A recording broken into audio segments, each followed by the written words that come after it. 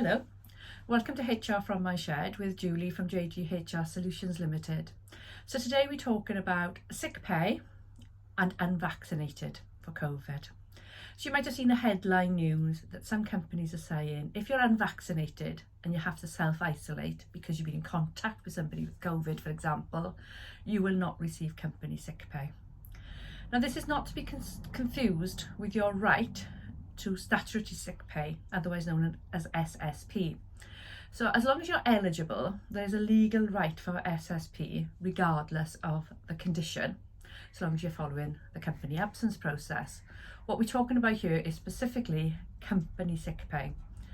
And company sick pay is when a company says they will pay you a percentage, and it could be 100% of your salary for a certain period of time when you're absent from the workplace. This is normally found in your contract of employment. So where some companies are now saying that they're not going to pay that company sick pay to a certain pool of people, what you need to be looking at is, does your contract of employment reflect that? And yes, as a company, you can change the terms and conditions of company sick pay, but you have to make sure that you change the terms and conditions of a contract following a legal process. It's not just a case of making an announcement. And when you consider these changes, you have to take the emotion out of it. So this is not deciding whether you agree with the vaccine or not.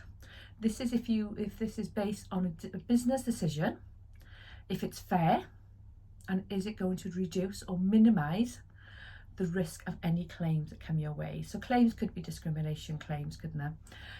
The other thing to consider is the impact it can have on your employees.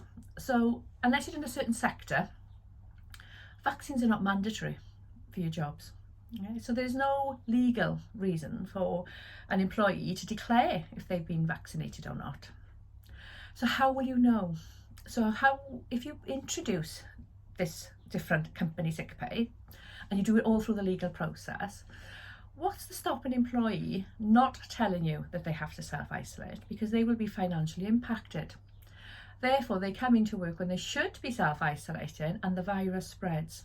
And that virus could therefore mean that people who are vaccinated and do qualify for your company sick pay will also be taking time off work and getting paid for it. So it's having a look at the full picture. Does it really impact the company that much? Do you really need to make these changes? Are you following the legal process? And is it fair?